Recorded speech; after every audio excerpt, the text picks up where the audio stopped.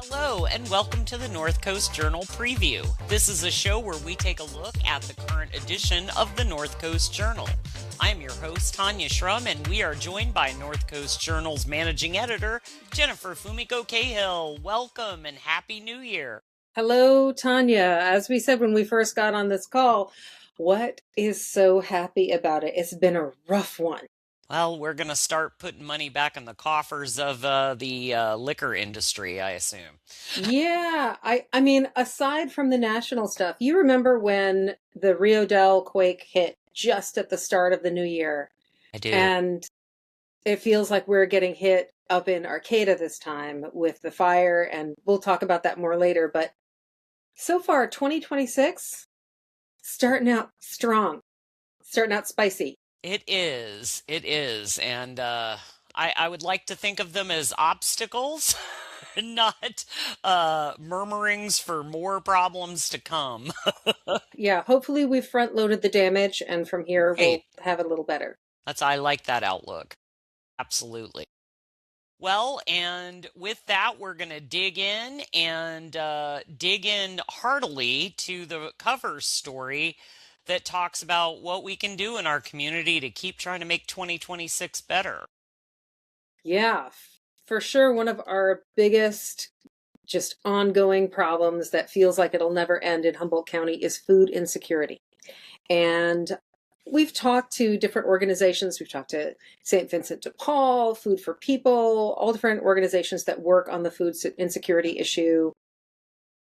And this week we are talking to Food Not Bombs. You may have seen in our calendar the recurring events on Sundays and Mondays, Food Not Bombs, mostly vegan, always delicious, and a 4:00 gathering on the Arcata Plaza on Sundays.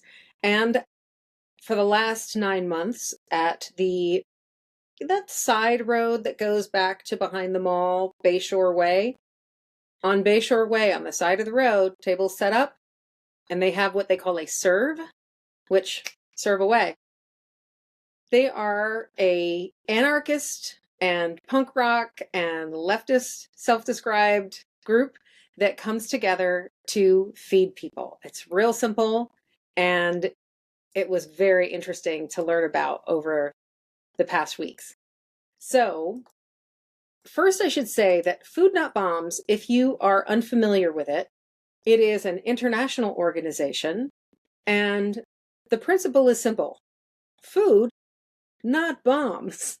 It started out of an anti-nuclear power protest, and I didn't get into it too much in this story, but if you want to check out the history, the website for Food Not Bombs has a pretty in-depth discussion of these different activists who came together and first protested over the opening of a nuclear power plant in New Hampshire, and then went on to do some activism that was partly about nuclear investments at a bank, and they made this kind of a fake soup kitchen in front of a bunch of rich bankers, right? To sort of remind them this is insane, people are starving. And then after they had cooked all this food, they were like, okay, now we got all this food. What are we supposed to do with it? And they started feeding hungry people. And suddenly that seemed like a really good method of direct action.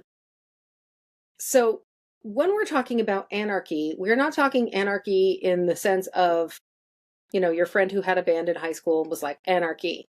It is a group of people who have come together under the belief that everybody's equal and everybody should have human rights. There's no hierarchy to Food Not Bombs. That means that even though there are like 500 different chapters listed on their website, they don't really have a central setup. You don't apply to start Food Not Bombs.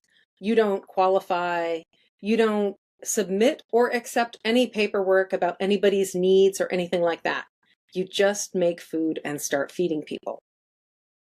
It's a really interesting setup.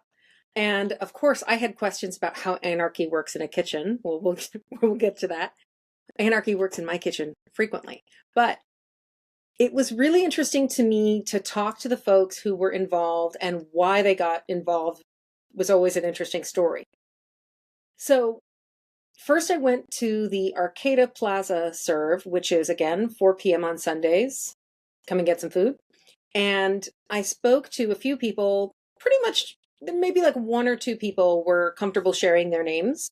Some people go by a nickname anyway. And so I spoke to Turnip, who is adorable as you would need to be to carry the name Turnip off. So Absolutely.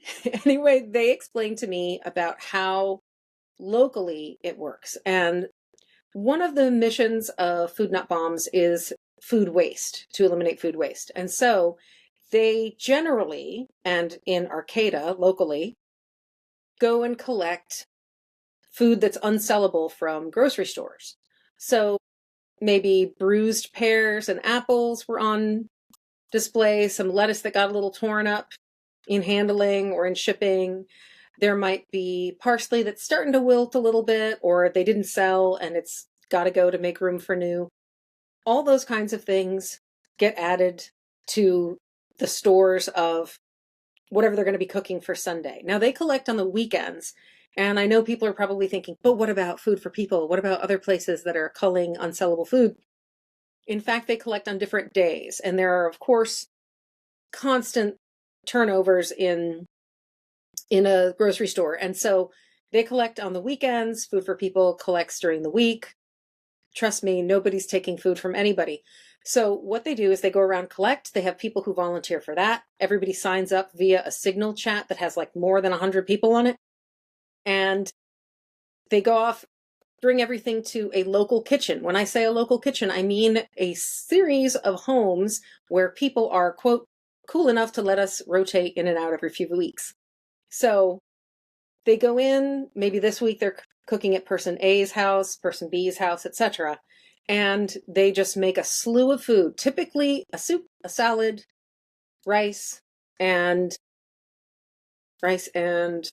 what was it? A vegetable, bread, something like that.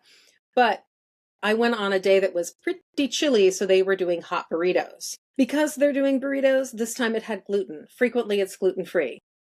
So you might think to yourself, how many vegan people on the street actually would like to get a meal? It doesn't matter. The point of doing vegan food at these serves is partly because Food Not Bombs in general is founded on the idea of non-exploitation. That includes animals as well as people, but also because it eliminates some of the risk of food handling. And I should point out that most of the people that I spoke to regarding cooking, they've had some experience cooking in industrial kitchens, in commercial kitchens, etc. Most of them they know what it is to work in a professional kitchen. Trust me, the training, they have plenty of background in training and keeping people from getting sick. So they are concerned with not having a contamination issue and also making sure that everybody can eat the food. Right. It is really a move toward inclusion. So people who have problems with dairy, whether ethically or just physically, can still eat all this food. Most of the time, except for burrito days, everybody can eat the food regardless of whether they have, for example, celiac or something like that going on. It is meant to be inclusive. The people who go and cook, it could take 4 or 5 people in a crew. And I spoke to one of the cooks who explained to me how anarchy works. And I just loved this part because she explained to me. I did. She was saying that, in this kind of conception of anarchy, and she was saying, not everybody will agree with me. Everything is a vote. Everything's a conversation. You don't just make a unilateral decision. To me, that is not my experience of kitchens, right? My experience of kitchens is, yes, well, chef. not Gordon Ramsay, but so at least my kitchen is a little bit more, authoritarian. But It was interesting because she said, at some point though, like on a ship or in a kitchen, somebody has to make a decision. There might be a stalemate and we're all going to sink if we don't make a choice. The problem with hierarchies and authorities is when they are unearned, when they are for no reason other than I was born to this level in society, or this is my title or my education level or whatever. And so, interestingly, the hierarchy of ability, of leading people in a way that is collective and a way that is everyone contributing, is a kind of anarchy that can work in the kitchen. However, she joked that sometimes she says, we really need a kitchen Stalin right now. And I just love that. I think we need to make that a t-shirt. I know. It would be great if you could have like a little mustache that you put on or something. I don't know. Ah, I don't know. today I'm the kitchen Stalin. Kitchen Stalin. It could be just on the apron. I don't know. But it was interesting to hear how they did it. The Eureka branch is very different. Over in Eureka, it is, first of all, they serve meat. And I talked to some folks about that, including a gentleman named R. Chaos. And he explained to me that, they looked at the weather, they looked at the people, and they focused on what the needs of the people were and what they wanted, what made them feel satisfied, what made them feel like my belly is warm, I can go on, sometimes means meat. And it was interesting. I spoke to another gentleman who was volunteering there, and he was like kind of new to the area, but he's been working in mutual aid groups. And he made the point that the point of a mutual aid organization should be the people you're helping, not the organization. And because Food Not Bombs is not a Starbucks franchise, you can do what you want. And what they've decided is they are going to hand out blankets and hand warmers and hand out food. And the day that I went, they had a big giant vat of venison meat sauce spaghetti, as well as some very nice squash enchiladas. Did I try it all? I did. I didn't try it at the Arcata one. And one of the people who was also at that serve turnip was like, she didn't try ours yesterday. Whoops. But that was only because there were like 5 burritos left. And I looked around You and I didn't thought, want to take the last burrito. yeah, I was like, I don't want a straggler to come in while I'm taking a bite of a burrito that they could have eaten. So I did not eat it. I've been the girl to take the last cookie in the office. That's fine, but I'm not going to do it at Food Not Bombs. Right. It was really, it was really interesting too to talk to folks. It is, by the way, no longer illegal for aid organizations to feed people, even if they are in illegal encampments. It's fine. I was really interested to learn that most of these folks, about half of them, half the folks I talked to, had been homeless at one point or another. And they knew what it was like, as our Chaos had said to me, what a meal means to you. And how hyper alert and stressed out you are all the time if you are living on the street. I also learned that more and more folks who are coming and eating at these serves are not houseless. They are people who might have a home, might have a job. I spoke to 2 people who were working and they still need help with meals. And it seems like, given how everything shook out with the November SNAP scare, that's not a crazy idea. We are going to more than likely need to help each other out going forward. And one of the interesting things to me was a lot of the folks I talked to were, like I said, many of them had been homeless. There were a number of them that were LGBTQ, specifically trans and non-binary folks. There were people who were on disability, but they were coming out and helping in some way that they could. There were more than one person with a disability. And it was a group of people who you would think have the least resources to give in terms of support, time, all that stuff. And they were the people who are stepping up. And it's really interesting to me that the same way that you see how servers tip, right? Everybody knows if you've worked in the restaurant industry, you've manned the door somewhere, you tip well. Bartenders tip great.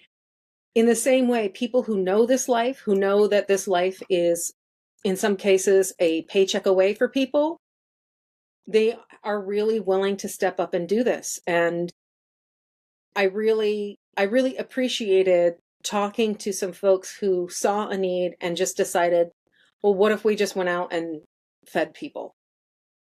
Jennifer, this has been a heartwarming cover story, and I encourage everybody to pick up this week's journal and read it for themselves and maybe think about getting involved if you're got some time or got some resources.